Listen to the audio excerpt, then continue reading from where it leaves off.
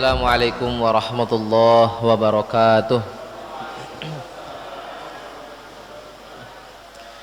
Alhamdulillah, alhamdulillahilladzi anzala minas samai ma'an wa huwa alladzi ja'ala fis samai buruja wa ja'ala fiha siraja wa qamaran munira wa huwa alladzi ja'ala al-laila wan nahara khilfatan liman arada an yadhakkara aw arada syukura. Asyhadu an la ilaha illallah wahdahu la syarika lah wa asyhadu anna sayyidana Muhammadan abduhu wa rasuluhu la nabiyya ba'dah.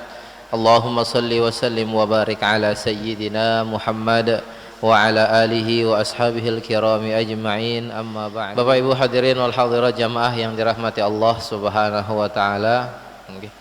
Alhamdulillah masih kelemak turun rahmat Allah, nggih. Hujan luar biasa. Ujian memang bagi kita. Namun alhamdulillah di antara orang-orang baik, di antara orang-orang soleh masih ada hamba-hamba Allah yang terbaik yang Allah pilih untuk melaksanakan ibadah salat subuh secara berjamaah, lebih-lebih ikut duduk beriktikaf, melanjutkan dengan kajian subuh bersama. Mudah-mudahan ini menjadi salah satu ladang pahala bagi kita semua yang kelak akan kita nikmati hasilnya di yaumil kiamah nanti. Amin ya rabbal alamin. Tetap kalau memang musim hujan atau hujan turun, jangan pernah lepas berdoa, karena salah satu tempat atau waktu yang mustajab untuk berdoa adalah saat hujan turun. Karena hujan ini merupakan rahmat dari Allah. Rahmat dari Allah, maka pertama kita ucapkan Allahumma sayyiban nafi'an. Yang belum hafal niki mudah, nggih. Allahumma sayyiban nafi'an, nggih. Allahumma sayyiban nafi'an. Ya Allah, jadikanlah hujan ini menjadi atau merupakan hujan yang nafi'an, hujan yang bermanfaat, yang membawa manfaat, nggih. Jadi apapun yang terjadi yang disebabkan oleh hujan, tetap kita harus husnuzon kepada Allah. Jangan kita salahkan hujan. Banjir bla bla bla dan sebagainya gara-gara hujan. Bukan. Niki gara-gara kita yang tidak peduli dengan sampah. Terjadi kecelakaan gara-gara hujan, bukan gara-gara hujan, karena kita yang tidak hati-hati. Jadi lebih banyak menyalahkan diri sendiri, jangan banyak menyalahkan hujan atau keadaan, karena Nabi sendiri melarang kita untuk mencela keadaan, mencela hujan, mencela panas, mencela waktu dan sebagainya. Hadirin wal hadirat yang dirahmati Allah Subhanahu wa taala, pada pagi hari ini kita tidak lanjutkan kajian kita di bab zakat. Insyaallah besok kita akan lanjutkan kajian di bab zakat, karena banyak dari jamaah kita yang tidak hadir. Insyaallah besok akan kita lanjutkan kajian zakat agar pemahaman semua kita menyeluruh dan sempurna. Pada pagi hari ini tema kita adalah 1, 2, 3. Okay. Niki berkaitan dengan kalimat zikir. Okay. 1 zikir, 2 zikir, dan 3 zikir yang bisa tiang pelungguh amalkan dalam kehidupan sehari-hari, yang mudah dan pahalanya berlimpah. Kita mulai dari 1 kalimat. Nabi sallallahu alaihi wasallam bersabda, man qala la ilaha illallah dakhalal jannah.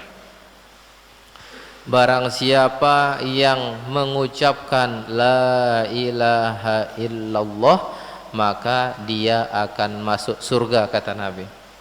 Sahabat bertanya, wa in zana wa in saraq, bagaimana jikalau dia berzina, bagaimana jikalau dia mencuri ya Rasulullah? Apa jawab Nabi? Wa in zana wa in saraq, sekalipun dia berzina, sekalipun dia mencuri, dengan ucapan la ilaha illallah dia akan tetap dimasukkan ke surganya Allah. Tentu ada tanggungan dosa atas perzinahan dan pencurian yang dia lakukan. akan dipertanggungjawabkan di sisi Allah. Namun dengan barokah la ilaha illallah akan dikeluarkan dari neraka yang panas Allah, tidak akan kekal abadi selama-lamanya di neraka akibat sebab ucapan la ilaha illallah. Tapi orang-orang yang benar-benar mengucapkan la ilaha illallah, insya Allah akan terhindar dari perbuatan dosa. Orang-orang yang paham, sadar betul dalam dirinya la ilaha illallah, tiada Tuhan selain Allah. Kita tidak bisa butuh seseorang, kita butuh dengan bantuan seseorang, namun tidak ada yang menolong kita. La ilaha illallah, tidak ada Tuhan selain Allah. Minta pertolongan kepada Allah, minta doa kepada Allah, minta ampunan kepada Allah. Kuncinya satu, la ilaha illallah. Jadi orang yang rajin mengucapkan la ilaha illallah, pertama dia akan terhindar dari perbuatan maksiat dan dijamin masuk surga oleh Nabi. Man qala la ilaha illallah dakhalal jannah. Ini luar biasa satu kalimat ini. Maka jangan heran kalau misalkan imam-imam kita kadang zikirnya kalau memang mau cepat langsung la ilaha illallah. Kadang imam-imam kita selesai sholat langsung wa hasbunallahu wa ni'mal wakil, ni'mal maula wa ni'man nasir, wa la hawla wa la quwwata illa billahil aliyyil azim, astaghfirullahal azim, astaghfirullahaladzim, astaghfirullahaladzim. Ala bidzikrillahi tatma'innul qulub. Tidak lain tidak bukan dengan berzikir kepada Allah hati menjadi tenang, tatma'innul qulub. Wa afdalul dzikri fa'lam annahu, dan sebaik-baik zikir ketahuilah la ilaha illallah. Maka tidak heran kalau misalkan imam-imam kita zikirnya hanya pakai la ilaha illallah saja, karena luar biasa fadilahnya ucapan la ilaha illallah. Bahkan suatu ketika kelak di yaumil qiyamah Nabi sallallahu alaihi wasallam dikatakan sujud di hadapan Allah Subhanahu wa taala yang tidak kenal kita dan tidak tahu berapa lama beliau sujudnya. Kita tidak tahu berapa tahun, berapa ribu tahun, dan Allah Ta'ala alam berapa lama Nabi sujudnya, sampai Allah katakan kepada Rasulullah, ya Muhammad irfa' ra'sak isfa' tushfa', kata Nabi. Wahai Muhammad, angkat kepalamu, berikan syafaat, mintalah syafaat, akan aku berikan syafaat. Wahai Muhammad, angkat kepalamu, berdoalah, siapa yang ingin kau berikan syafaat, akan aku berikan syafaat. Kata Allah ini kepada Rasulullah, dikasih satu bonus. Dan di antara doa Nabi sallallahu alaihi wasallam kelak di yaumil qiyamah, Allahumma akhrij man kana fi qalbihi mithqala habbatin min khardalin min imanin. Ya Allah, keluarkanlah dari nerakamu yang panas ini orang-orang yang ada di dalam hatinya terbesit sedikit saja rasa keimanan, yang ada terdetik dalam hatinya rasa iman kepadamu. Ya Allah, tolong keluarkan dari nerakamu ini, masukkan dia ke surgamu. Ini salah satu doa Nabi, ini luar biasa. Dan orang yang di hatinya ada iman ditandai dengan ucapan la ilaha illallah. Orang kalau masuk Islam harus syahadat, syahadatnya asyhadu an la ilaha illallah. Maka kalimat la ilaha illallah ini luar biasa. Kalimat la ilaha illallah. Namun sekarang banyak yang salah pengucapan la ilaha illallah. Jangan sampai kita salah dalam mengucapkan la ilaha illallah. Pertama, kesalahan pertama adalah dipotong. Dia hanya mengucapkan la ilah saja. Arak-arak la ilah kebengel, la ilah cukup sampai la ilah saja, tidak dilanjutkan illallahnya. Karena kalau la ilah saja artinya tiada Tuhan lah. Kalau tidak ada Tuhan, terus siapa Allah kita ini? Maka jangan sekali-kali kita potong kalimat la ilaha illallah, cukup sampai la ilah saja. La ilah masa mentila, jangan. Jangan kita potong sampai la ilah saja, harus disambung la ilaha illallah. Ini kesalahan pertama.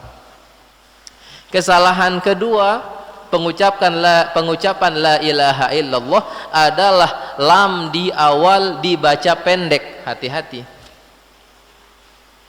Lam di awal itu dibacanya panjang. Ini bapak-bapak yang zikir tahlil, jangan la ilaha illallah, la ilaha illallah terlalu cepat, akhirnya lam yang di awal dibaca pendek. Kemarin kita bahas niki, kita sampun bahas kalau la dibaca panjang artinya tidak, la ilaha tidak ada Tuhan. Tapi kalau la-nya dibaca pendek itu artinya penekanan. Kalau dibaca la ilaha illallah, la ilaha illallah, la-nya pendek, maka seakan-akan kita mengatakan benar-benar ada Tuhan selain Allah. Kita bisa syirik jadinya. Kehati-hati dalam penyebutan la ilaha illallah. Maka la-nya dibaca panjang, la ilaha illallah, la ilaha illallah. La ilaha illallah, la-nya dibaca panjang. Kalau dari segi hukum tajwid, lam alif ini matobi'i ketemu dengan hamzah. Nah, hukumnya mad jaiz. Hukumnya mad jaiz dan itu dibaca panjang. Kalau misalkan dalam ilmu tajwid dibaca panjang. Kalau dalam zikir boleh dibaca 2 harokat pun tidak apa-apa. Yang penting ada perbedaan antara la panjang dengan la pendek. Karena kalau la pendek artinya penekanan. Sama seperti inna adzabi lasyadid. Inna adzabi lasyadid. La-nya pendek. Sungguh azabku benar-benar sangat pedih atau sangat pedih. Ini penekanan la pendek. Innaka laminal mursalin, la pendek. Sungguh engkau nabi benar-benar utusan Allah, la pendek penekanan. Maka la ilaha illallah pengucapannya dibaca panjang, la ilaha illallah. Ada sebagian bertanya, Ustadz boleh enggak nanti pas zikir kadang ada orang cuma nyebutnya Allahnya saja? Ya enggak apa-apa. Boleh. Ini ada salah satu tarekat zikirnya sudah tidak lagi la ilaha illallah, sudah di Allah Allah Allah Allah Allah. Nah, ini tidak masalah ucapan kalimat Allah, menyebut Allah, sering-sering menyebut Allah. Walaupun sebagian orang mengatakan tidak boleh. Apaan, masa kita zikirnya hanya Allah Allah Allah Allah saja? Tapi yang ambil pendapat yang membolehkan. Masa kita tidak boleh menyebut Allah kita? Secara logika, secara akal boleh-boleh saja. Namun kalau ingin lengkap sempurna, la ilaha illallah. Lamnya dibaca panjang dan jangan juga dipotong. Niki biasanya 2 kesalahan saat mengucapkan la ilaha illallah. Pertama tadi adalah la-nya dibaca pendek. Yang kedua adalah dipotong, tidak disempurnakan. La ilah saja tanpa la ilaha illallah. Hadirin wal hadirat yang dirahmati Allah Subhanahu wa taala. Niki 1 kalimat. Ada 2 kalimat sekarang. Tadi 1 kalimat la ilaha illallah. Mudah. 2 kalimat Nabi sallallahu alaihi wasallam bersabda, kalimatani khafifatani 'alal lisan, thaqilatani fil mizan, habibatani ilar rahman, subhanallah wa bihamdihi, subhanallahil azim.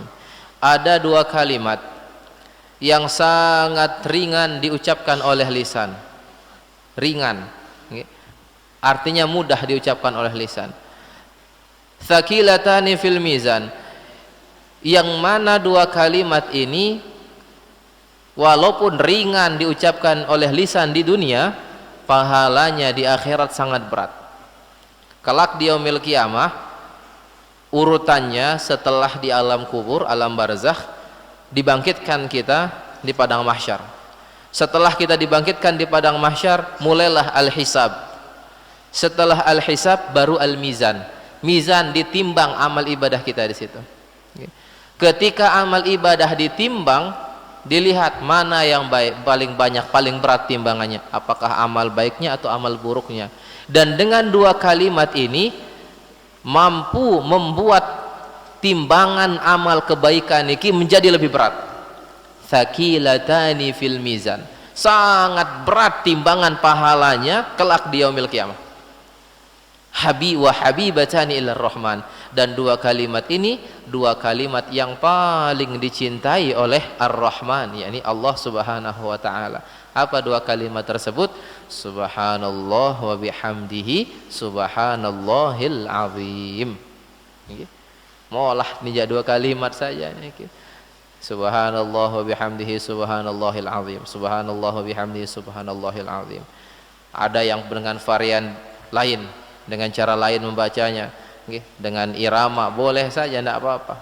Subhanallahi wa bihamdihi subhanallahil azim wa bihamdihi astaghfirullahal azim, boleh. Ini agar kita lebih menarik, kita ajarkan kepada anak-anak kita. Ajarkan yang baik kepada anak-anak, ini luar biasa. Sekarang anak-anak la ilaha illallah di beberapa tempat kami temukan niki anak-anak kata-kata yang keluar dari lisannya luar biasa.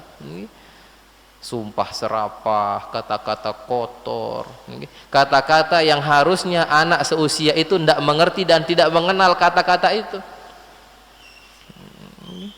La ilaha illallah. Ini akibat pergaulan, tentu tidak lepas dari didikan orang tua. Maka ajarkan anak-anak kita yang baik-baik. Termasuk tadi, kalau misalkan kita ajarkan subhanallah wa bihamdihi subhanallahil azim, rasanya kurang menarik buat anak-anak karena memang mereka harus dengan lagu dan sebagainya, maka ajarkan dengan lagu-lagu Islami. Subhanallahi wa bihamdihi subhanallah azim wa bihamdihi astaghfirullahal azim. Terus diulang-ulang. Niki 2 kalimat. Subhanallah wa bihamdihi subhanallahil azim. Yang pahalanya mampu memberatkan timbangan amal ibadah, amal kebaikan kelak di yaumil qiyamah.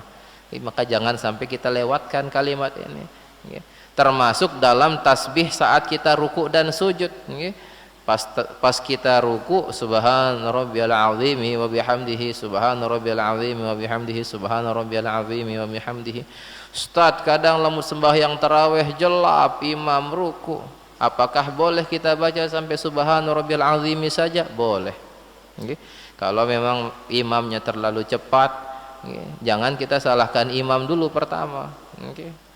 Mungkin kita yang tidak tahu ilmunya, karena boleh dibaca subhana rabbil azim subhana rabbil azim subhana rabbil azim, cukup. Jadi nggak usah pakai wa bihamdihi kalau misalkan pas sholat tarawih. Kalau sholatnya yang normal maka dilengkapkan subhana rabbil azim wa bihamdihi subhana rabbil azim wa bihamdihi subhana rabbil azim wa bihamdihi. Ini kalau sholat berjamaah 3 kali kita baca. Kalau sholat sendiri afdolnya 7 kali sampai 10 kali. Ini luar biasa.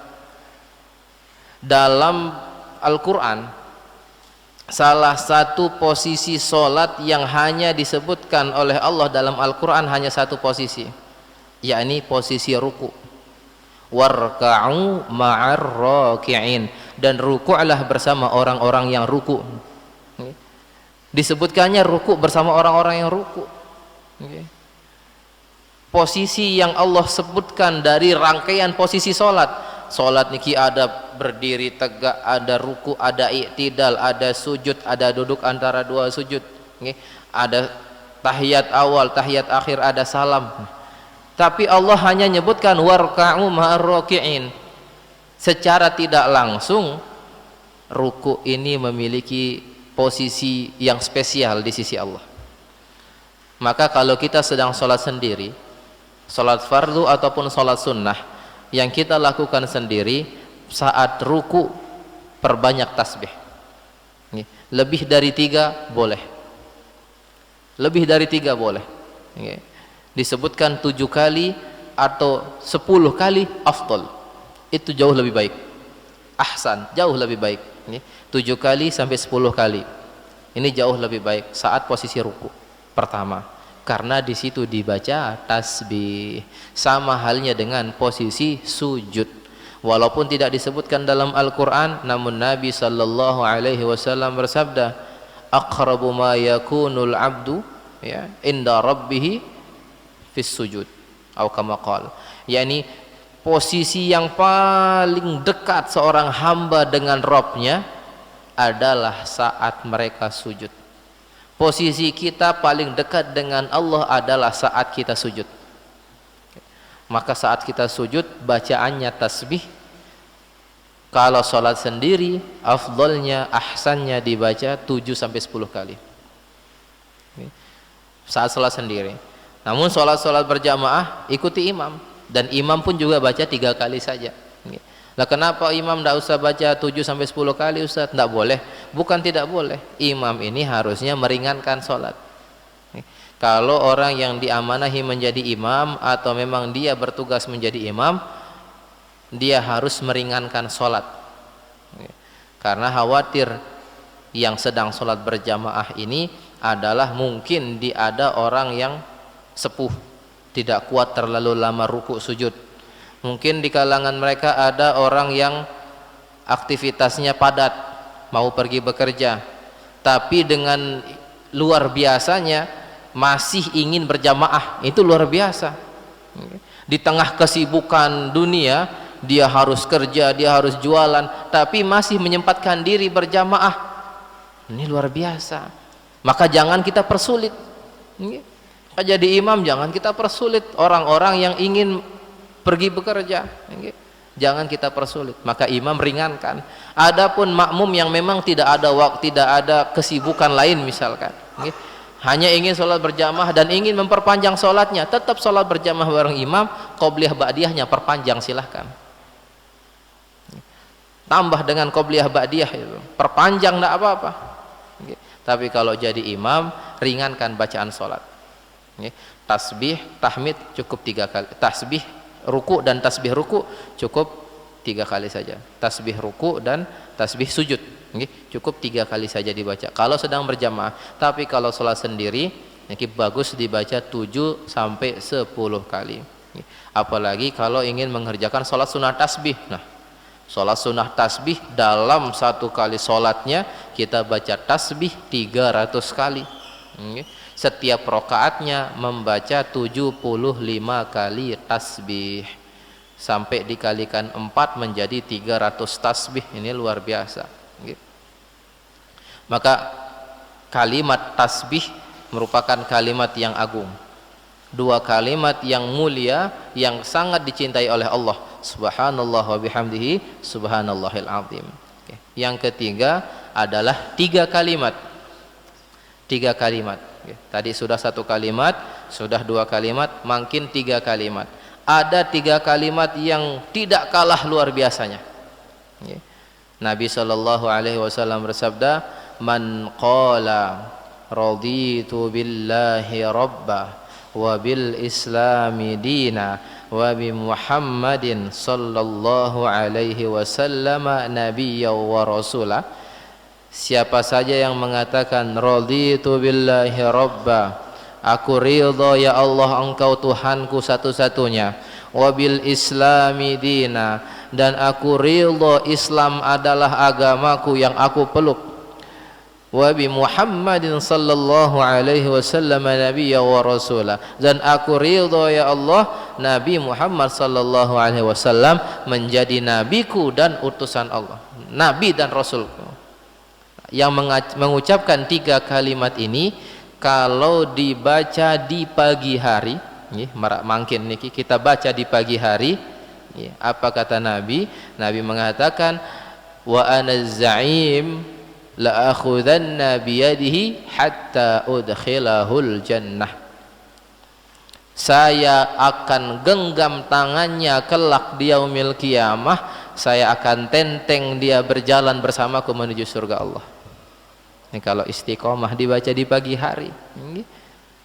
Ini kalau dibaca di pagi hari. Kalau dia baca kalimat itu di sore hari, dia baca kalimat itu, di situ Allah, Allah tidak akan mewafatkannya kecuali Allah ridho kepadanya. Jadi kalimat raditu billahi rabba wa bil islami dina wa bi Muhammadin sallallahu alaihi wasallam nabiyya wa rasulah, ini dibaca di pagi hari dan di sore hari. Kalau dibaca di sore hari sampai pagi, ini sepanjang malam sampai pagi, kita akan tetap dalam penjagaan Allah, kita akan tetap dalam ridha Allah, akan diridhoi semua amal kita oleh Allah, dan tidak akan wafat kecuali Allah ridho dengan kita. Ini kalau dibaca di sore hari. Sore hari ini pada asar. Ba'da asar atau menjelang maghrib itu jatuhnya sore hari. Ba'da asar atau menjelang maghrib terus dibaca tuh. Maka sampai pagi sampai subuh itu kalau misalkan di tengah malam kita wafatnya atas izin Allah dan ridho dari Allah, husnul khatimah. Kalau masih hidup sampai pagi harinya baca lagi. Habis sholat subuh baca lagi. Raditu billahi rabba wa bil islami dina wa bi Muhammadin sallallahu alaihi wasallam nabiyya wa rasula. Itu langsung kelak di yaumil qiyamah Rasul yang akan memegang tangan kita, digandeng kita berjalan bersama Nabi menuju surganya Allah. Ini luar biasa kalimat ini. Ketika setiap menyampaikan tausiah tentang kalimat raditu billahi rabba wa bil islami dina wa bi Muhammadin sallallahu alaihi wasallam nabiyya wa rasula, ini merinding nggih. Brembe teh ya ida apa nih genggam si Nabi imut Allah. Nggih. Sekedar membayangkan saja walaupun tak terbayang tapi luar biasa. Nggih. Sekedar membayangkan saja walaupun tak terbayang seperti apa tapi la ilaha illallah. Nggih. Tangan kita dipegang oleh Nabi, perjalanan bersama beliau menuju surganya Allah. Ini luar biasa. Tidak ada kenikmatan selain nikmat berjumpa dengan Nabi sallallahu alaihi wasallam. Fama dawa'us sauqi illa liqa. Tidak ada obat kerinduan kecuali adalah sebuah pertemuan. Maka kalau kita rindu dengan Nabi, perbanyak sholawat kita, insya Allah kita akan dipertemukan dengan Nabi sallallahu alaihi wasallam. Amin ya rabbal alamin. Bapak Ibu hadirin wal hadirat yang dirahmati Allah subhanahu wa ta'ala.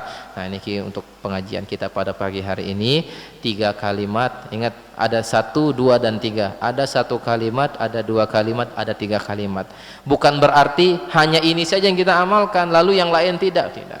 Mana yang mudah kita amalkan? Ini kita yang hanya sebutkan 1, 2 dan 3. 1 kalimat la ilaha illallah. 2 kalimat subhanallah wa bihamdihi subhanallahil azim.